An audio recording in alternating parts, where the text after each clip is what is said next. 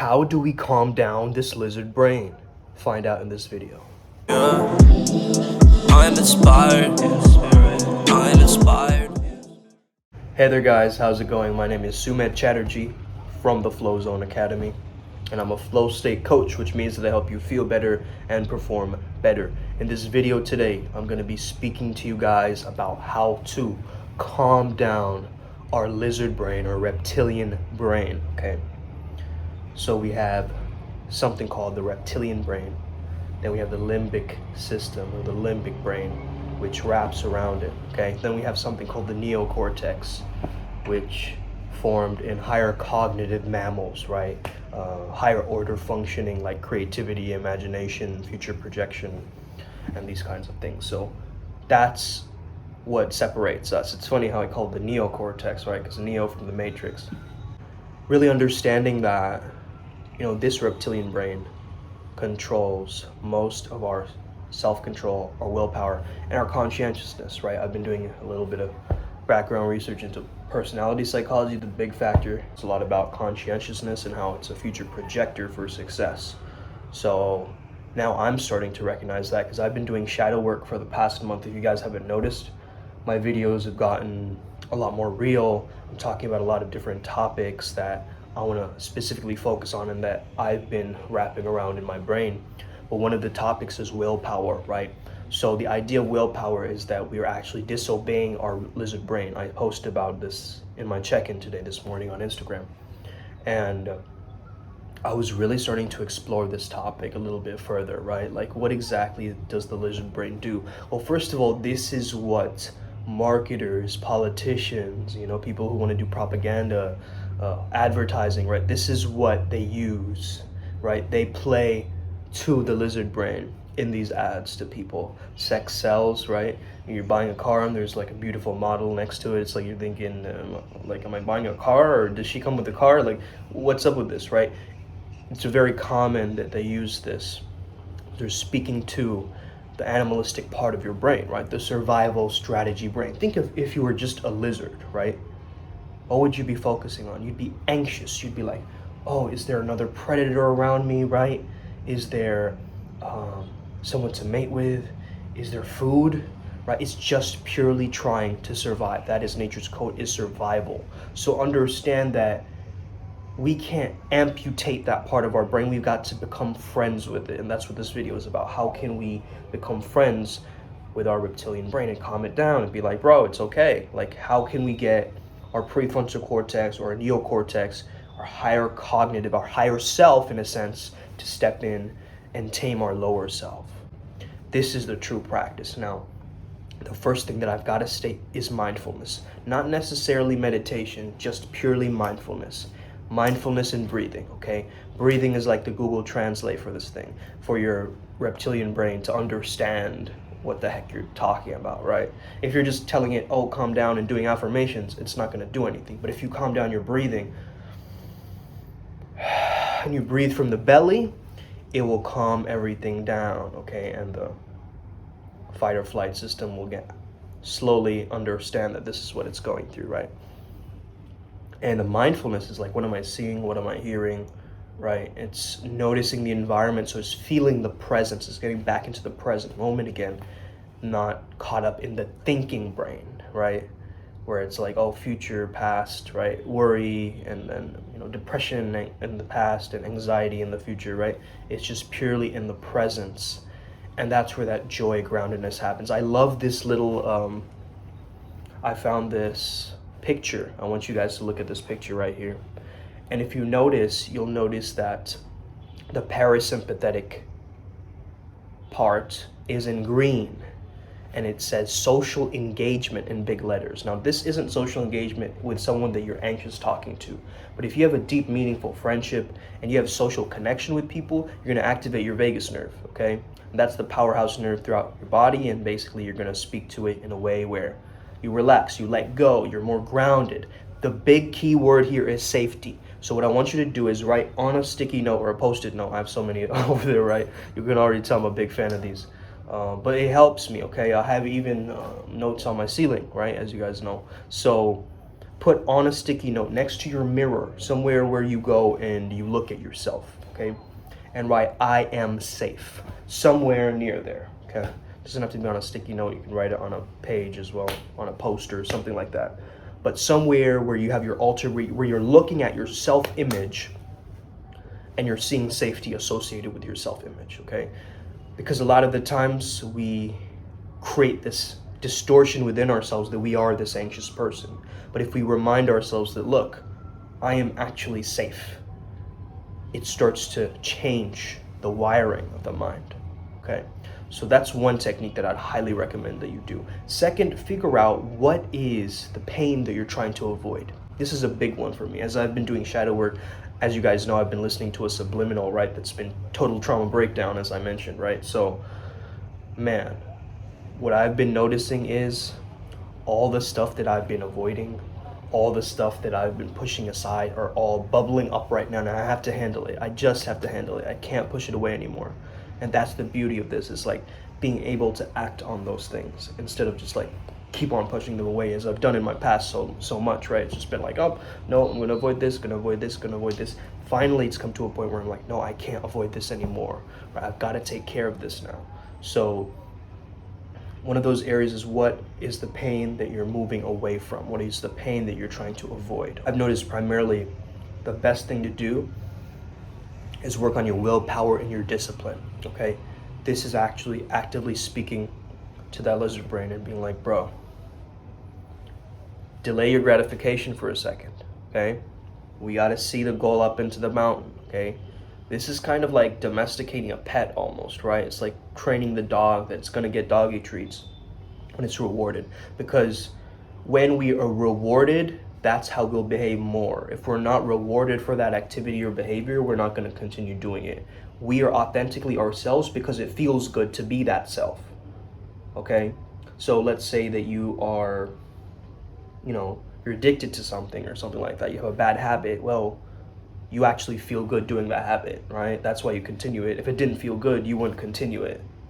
So actually the thing about it is, you gotta sometimes do things even when they don't feel good. And that's when you start to take power over your lizard brain, right? So lizard brain just wants to go towards pleasure and away from pain. That's all it's trying to do. It's trying to avoid pain as well. So when you face your fears, when you try and go into doing shadow work, and the pain is gonna feel a lot worse. But that's why we have to start with a foundation of self-love, of self-care, and really being able to get to that safety, okay? This is a big one for women as well, right? When they go out in the streets, they feel unsafe, right? And it's really important that they acknowledge the safety that is there already. And for a man, especially important, because you are containers of safety for the woman as well. So this applies directly into relationships as well. The thing I told you about giving yourself rewards, I don't want you to think of it almost like the mule and the carrot dangling with a stick, right? I don't want you to think of that analogy. I want you to think of it almost like a video game where you're powering up your character, okay?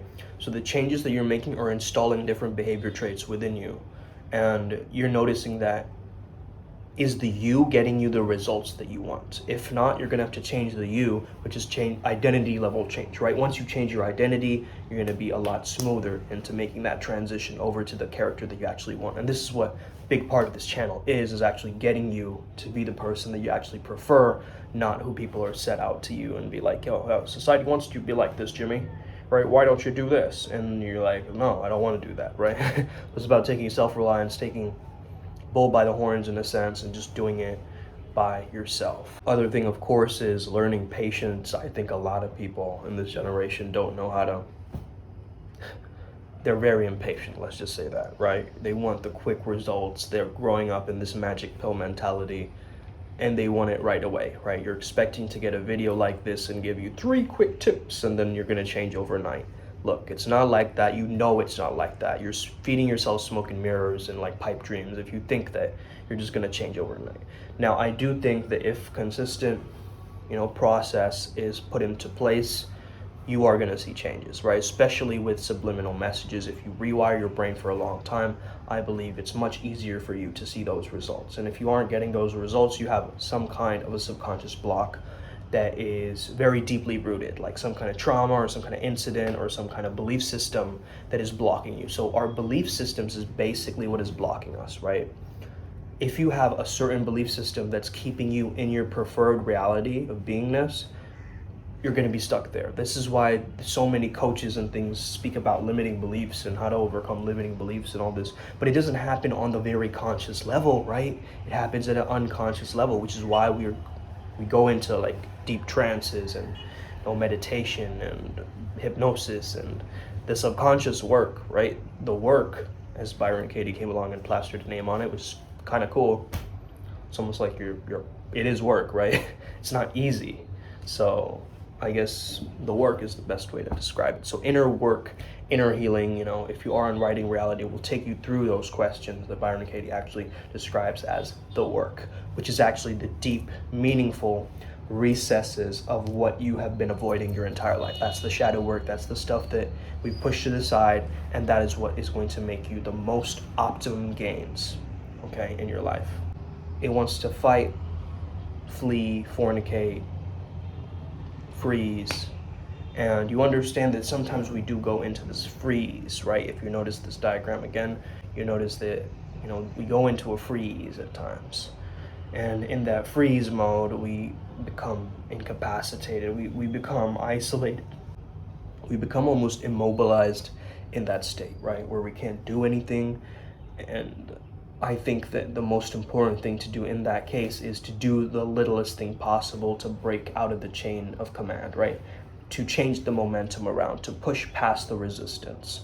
I think that's the biggest thing that can really start to shape the differences and the patterns in what is going on with you, okay? You want to make sure that you have your 3 currencies set. The 3 biggest currencies: energy, time, and money, okay? This is going to actually manipulate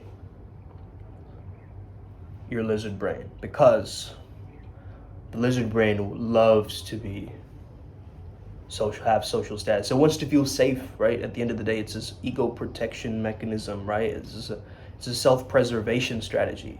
So a lot of our personalities are just survival strategies. That's just how we've survived, and so that's all we know. But when we try something new, the lizard brain brings us back again. It's like, the amygdala kind of hops us back into our old ways and gets us back into the comfort zone, back to homeostasis again, right?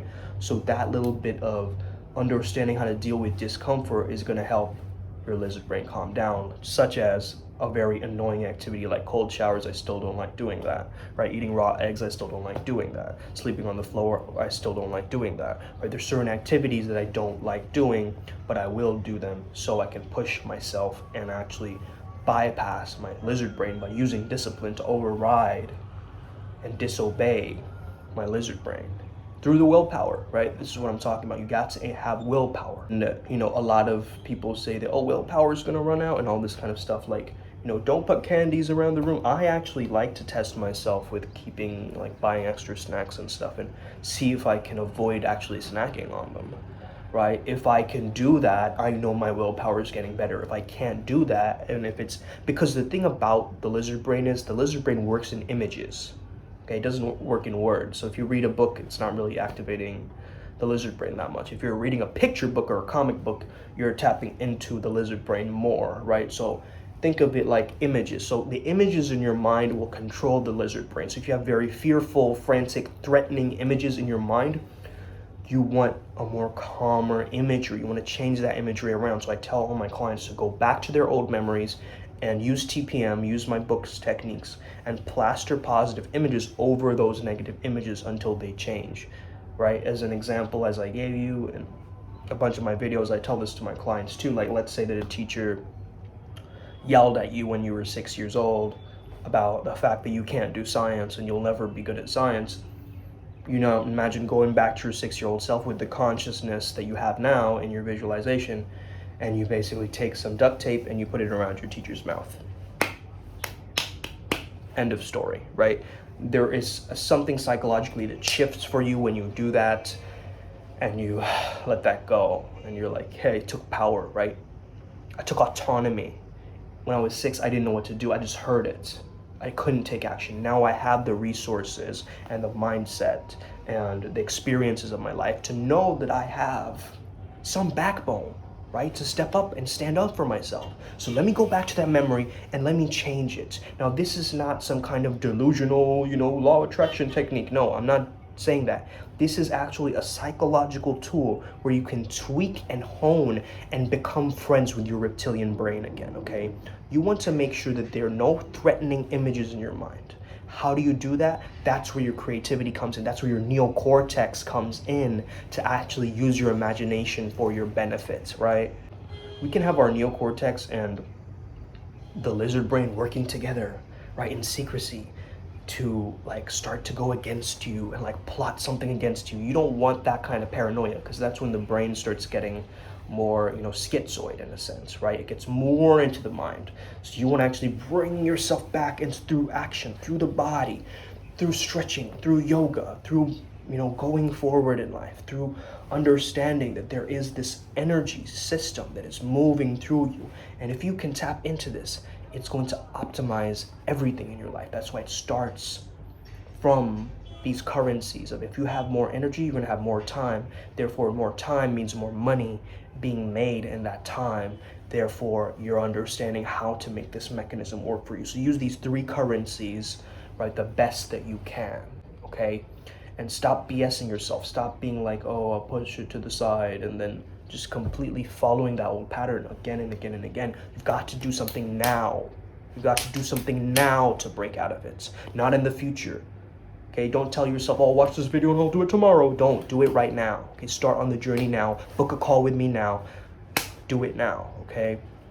And from this, you will start to really take power over this lizard brain and, not have it threaten your life anymore, honestly. You know what I mean? Like, get back to safety. Tell yourself, I am safe. I am safe. Leave me a comment if you watched all this way and write, I am safe. Let's get it today. May the flow be with you. Stay legendary. Let's get it. Boom.